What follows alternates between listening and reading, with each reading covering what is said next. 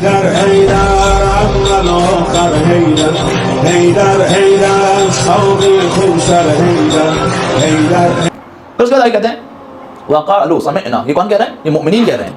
وَقَالُوا سَمِعْنَا وَأَطَعْنَا غُفْرَانَكَ رَبَّنَا وَإِلَيْكَ الْمَصِيرُ، اے خدا ہم نے سنا اور ہم نے اطاعت کی. ہم نے سنا اور ہم نے اطاعت کی. خوب یہ جو مومنین کہہ رہے ہیں پروردگار ہم نے سنا اور ہم نے اطاعت کی، کیسے سننا ہے؟ یہ بس کانوں میں آواز پڑ گئی یہ وہ سننا ہے کہ ہم نے آپ کی بات سن لی اور عمل کیا؟ یہ تاکید ہے.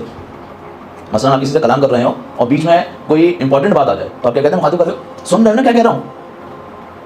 سمجھ آ رہی ہے کیا کہہ رہا ہوں؟ آپ کو معلوم ہے سامنے والا شخص سن رہا ہے، آپ کو معلوم ہے اس کی توجہ آپ کی بات کے اوپر ہے، تو کیوں یہ تاکید ہو رہی ہے؟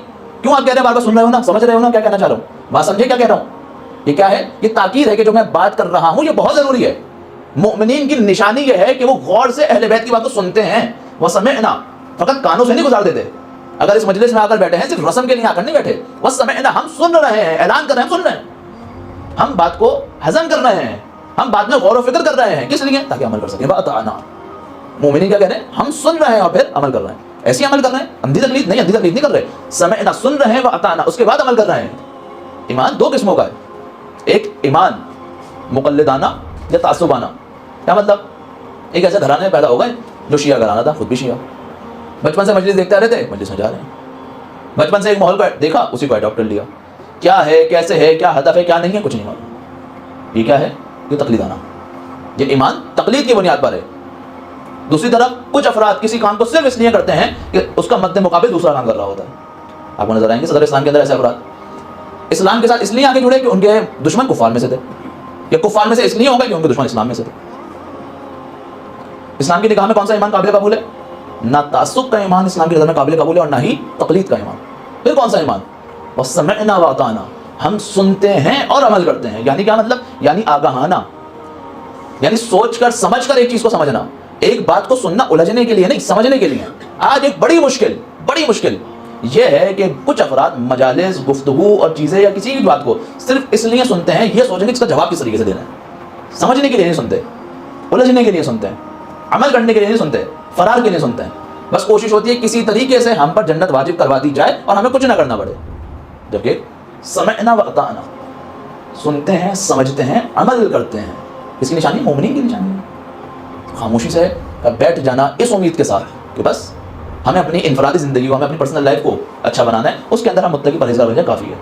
کسی ایک امام کی سیرت میں دکھا دیں کہ اس نے اپنی سوشل لائف کو چھوڑ کر، اپنے سوشل ایتھکس کو چھوڑ کر، اپنی اجتماعی ذمہ داریوں کو چھوڑ کر اپنی انفرادی زندگی گزاری. کوئی ایک امام. سخت ترین دور امام سجاد کا ہے، سخت ترین دور، اور اتنا ہی سخت خطبہ امام نے یزید کے دربار میں دیا. کیوں مصلحت پسندی کا شکار نہیں ہو رہے؟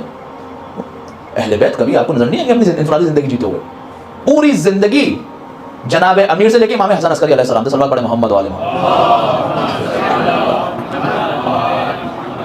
اسی راہ کے اندر گزاری ہے. کسی طرح حکومت الہی کو معاشرے میں نافذ کر دیا جائے. اگر نہیں گزاری ہوتی تو آپ دیکھیں کتنے صحابی اہل بیت کے ساتھ زندگی گزار رہے ہیں، کتنے محدثین امام صادق کے ساتھ زندگی گزار رہے ہیں، کتنے احادیث کو نقل کرنے والے، درس اخلاق دینے والے، کتنے ہی نیک افراد امام صادق کے دور میں. کیوں امام صادق کو ہی شہید کیا جا رہا ہے؟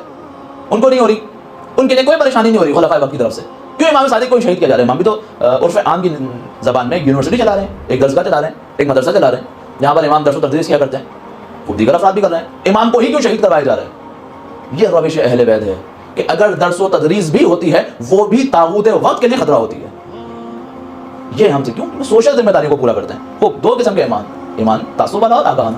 اور یہ جو تعصب والا ہے، تقلید والا ایمان ہے، اس کی ایک نشانی یہ ہے کہ جتنی آرام سے آتا ہے نا اتنی آرام سے چلا جاتا ہے، اتنی آرام سے. کیوں؟ کیونکہ آگاہی کی بنیاد پر نہیں ہوتا. کیوں؟ کیونکہ علم کی بنیاد پر نہیں ہوتا، تحقیق کی بنیاد پر نہیں ہوتا، مطالعے کی بنیاد پر نہیں ہوتا. نتیجہ کیا نکلتا ہے؟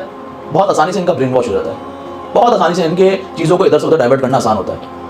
جبکہ جو آگاہی کے ساتھ ہوتا ہے، حضرت عمار عرب کے گرم صحرا میں باندھ کر لوہے کو پگھلا کر اوپر ڈالا جاتا تھا. تصور کر رہے ہیں؟ لوہے کو پگھلا کر چند قدم دور سے آپ دیکھیں اس کی تپش کتنی ہوتی ہے، اس کو پگھلا کر وجود پر ڈالا جا رہا ہے. لیکن کبھی ایمان سے ایک ذرہ بھی پیچھے نہیں ہٹے. کیوں؟ یہ ایمان ہے آگاہی. مشکل آنے پر گھبراتے نہیں ہیں. یہ وہ افراد ہیں کہ جس کا امام انتظار کر رہے ہیں کہ ایسے افراد ہوں تو میں آؤں. انہیں زبان سے دعوے تو بہت لوگوں نے کیے ہیں، زبان سے دعوے کرنے والے تو کربلا کے دور میں بھی 18,000 افراد تھے جنہوں نے خط لکھے تھے. پہنچے کتنے؟ 72. صرف دعویٰ نہیں چاہیے ایمان کو، بلکہ بس ایمان تعصب والا نہ ہو، ایمان تقلید والا نہ ہو، بلکہ ایمان کیا ہو؟ آگاہی کی بنیاد پر ہو.